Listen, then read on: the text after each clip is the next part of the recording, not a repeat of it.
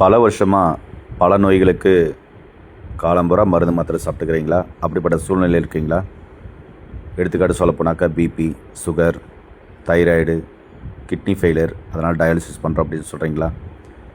இல்லை கிட்ட பார்வை, தூர பார்வை, கண்ணில் குளுக்கோமா இருக்குது, கேட்ராக்ட் வளர்ந்துருக்கு, ரெட்டினோபதி இருக்குது, மாலைக்கண் இருக்குது, இதுக்கெல்லாம் தொடர்ந்து சிகிச்சை எடுத்துகிட்டு சரியாகலன்னே ஃபீல் பண்ணிட்டு இருக்கீங்களா? எங்கே போனால் சிறப்பான சிகிச்சை கொடுப்பான்னு தேடிட்டு இருக்கீங்களா? உங்களுக்கான பதிவு தாங்க இது. இங்கே இருக்கிற ஏஞ்சல் கிளினிக்கில் படித்த பட்டதாரி மருத்துவ மூலமாக சித்தர்கள் சொன்னபடி 4448 வியாதிக்கும் சிறப்பான சிகிச்சைகள் கொடுக்குறாங்க. இங்கே BP, sugar, asthma, wheezing, thyroid பிரச்சனை, அதுக்கப்புறம் சோரியாசிஸ், நாள்பட்ட சோரியாசிஸ், பித்தப்பையில் கல், அதுக்கப்புறம் liver, fatty liver grade 1, grade 2, உடல் எடை குறைக்கணும் அப்படின்றவங்களுக்கும் மற்றும் அனைத்து வகையான நோய்களுக்கும் சிறப்பான சிகிச்சை கொடுக்குறாங்க.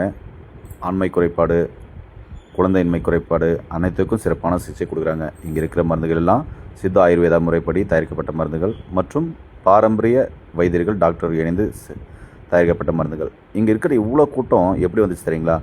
ஒருத்தர் போய் இங்கே வந்து சிகிச்சை எடுத்து அதுக்கப்புறம் அவங்களுக்கு ரொம்ப நல்லா இருக்குது, முன்னை விட இப்போ நல்லா இருக்கேன், படிப்படியாக எல்லா மருந்துகளையும் விட்டு இப்போ நார்மல் லைஃப் இருக்கேன் அப்படின்ட்டு ரெஃபர் பண்ணி வர கூட்டம் தாங்க இவ்வளோ கூட்டம்.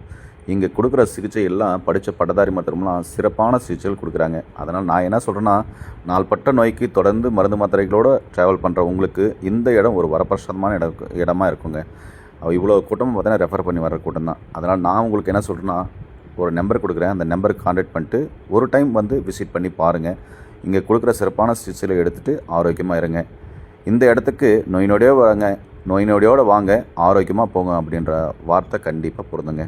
அதனால் நாள்பட்ட நோய்க்கு